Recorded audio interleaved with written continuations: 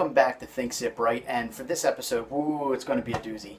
I don't even know how I'm going to do this. I'm drinking chamomile tea just to keep my nerves on, a little bit calm.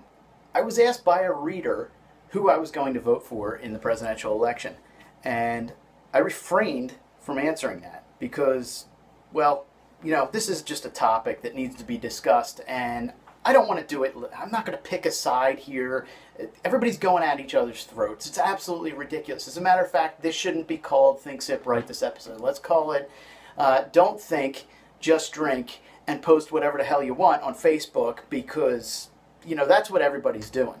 We've got the far left and we've got the far right with presidential candidates that are extremely controversial on both sides. And it's really an interesting time in politics. I am not one who enjoys politics. I do stay current on them, and I like to keep myself informed to way both sides are viewing everything. So that's kind of what I want to do here. I want to talk about how politics, how the two parties started in this country, and basically the differing views. What's so controversial? You've got media outlets on both sides who are extremely pulling for their party and not reporting the other part.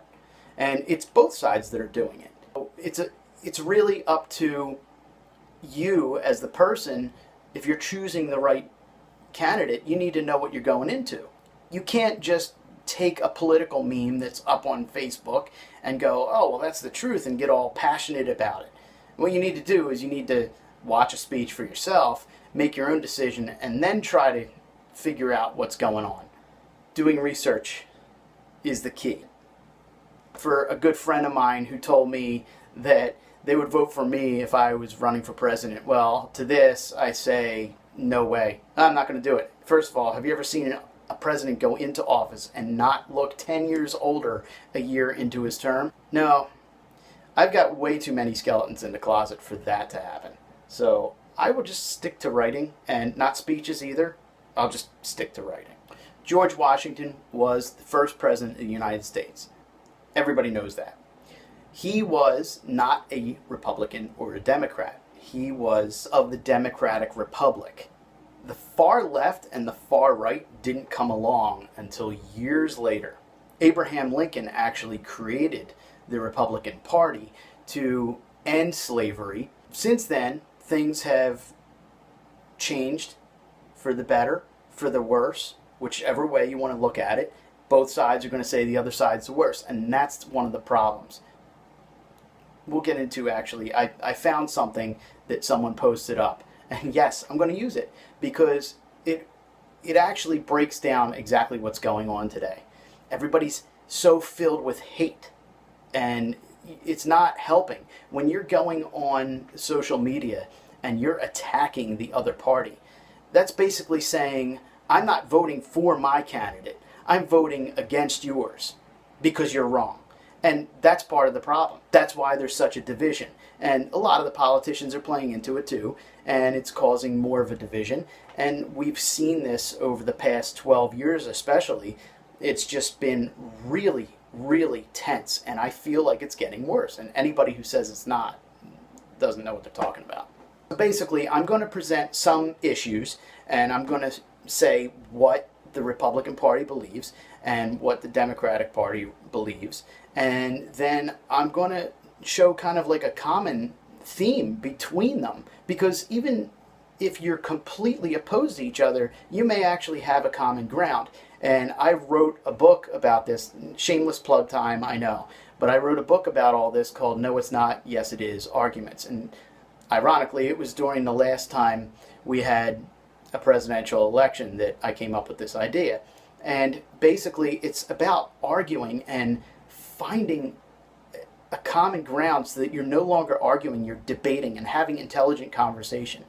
I've had discussions with people who are completely opposed to what I personally believe, and I've been able to have conversations with, and we've been able to find a mutual understanding.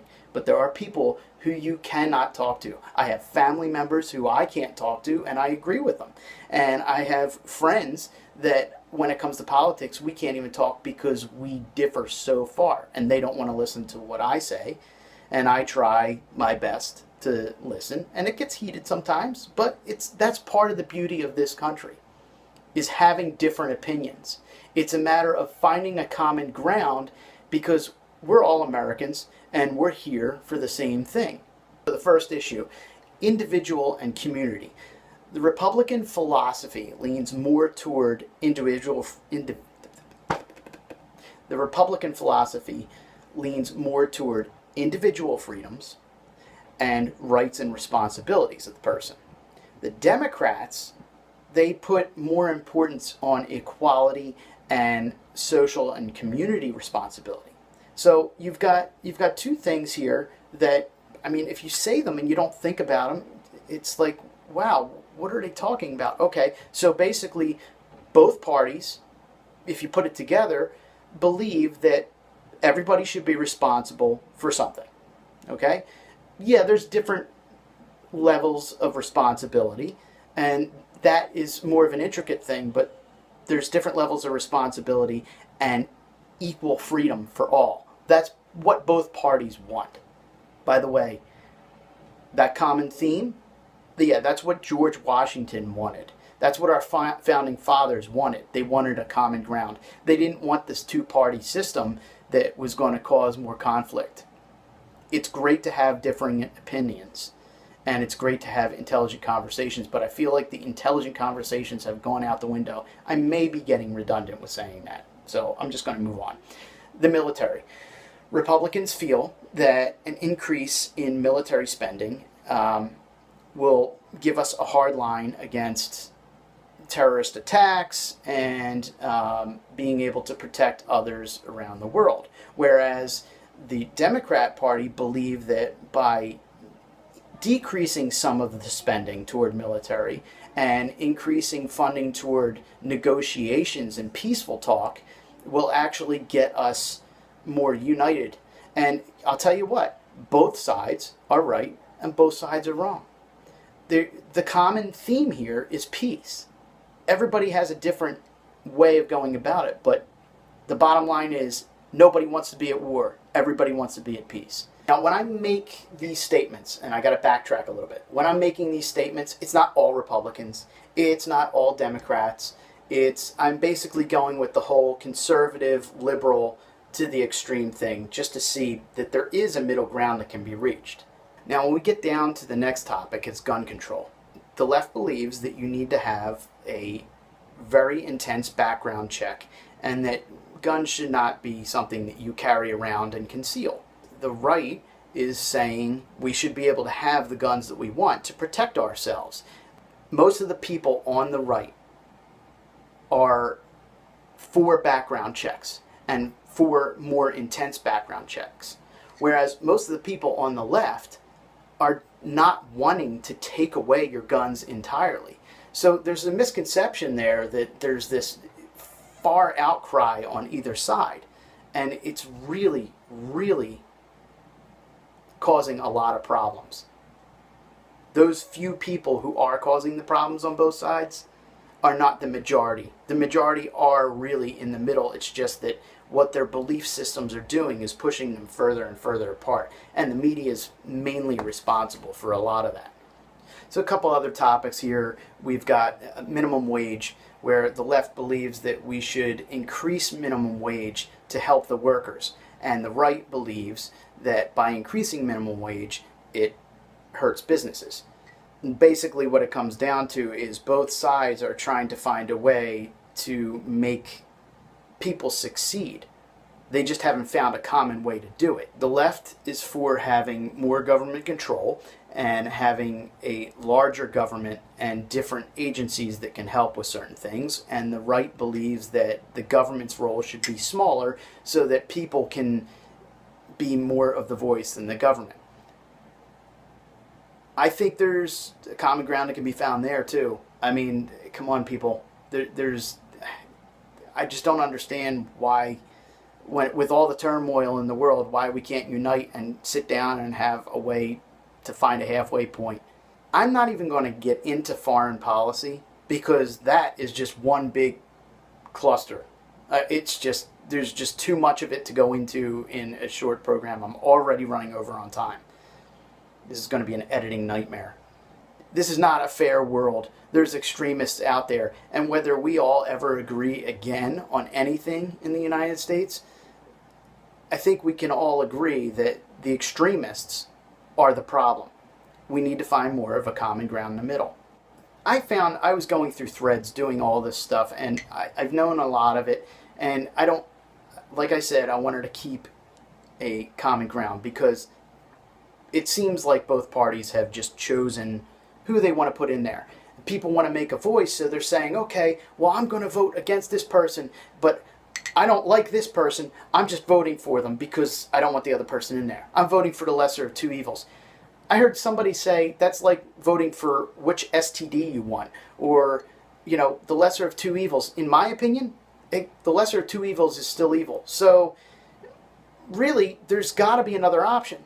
It doesn't have to be, yes, it's a two-party system, but it doesn't have to be that way. You can be intelligent, and if you really want to make a voice, and if enough people, and obviously enough people, are upset about what's going on, stand up and write in somebody else or vote a third party. If enough people don't vote for the two choices, that's saying something. That's actually doing something for this country. That's bringing this country back together. I'm not saying to do that, because if you really do believe in your candidate and you want to vote for your candidate, at least you're voting for something. But don't go and vote against something. That's ridiculous. That's what causes these problems. So I found this guy a thread on a site, and it went down and down and down, and somebody else had commented, and he put up some points. And I'll tell you what, his points, I can't disagree with these at all. Okay, so he first said, and I'm reading off this thing, but he first said, I strongly agree and disagree with both parties' ideology.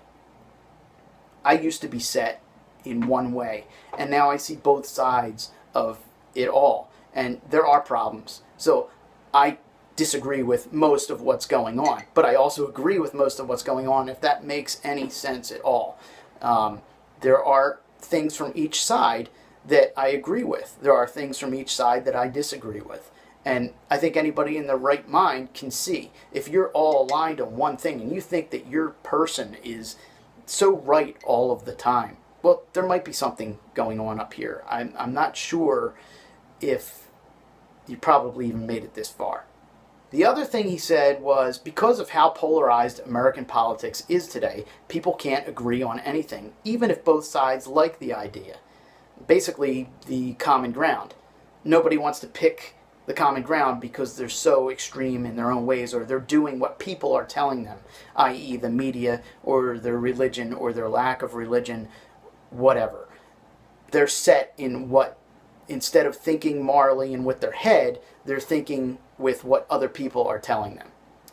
The third thing he posted, George Washington warned against political parties. If you remember what I said, he was of one party. It was the Democratic Republic Party. And now it's Democrats and Republicans. It's a two-party system. And it's getting worse. People is drifting apart. He warned against this. We're building toward another, I don't want to say civil war, but we're building toward that tension that did happen back then. Abraham Lincoln said that a house divided cannot stand, and the Civil War was fought over the political issue of slavery.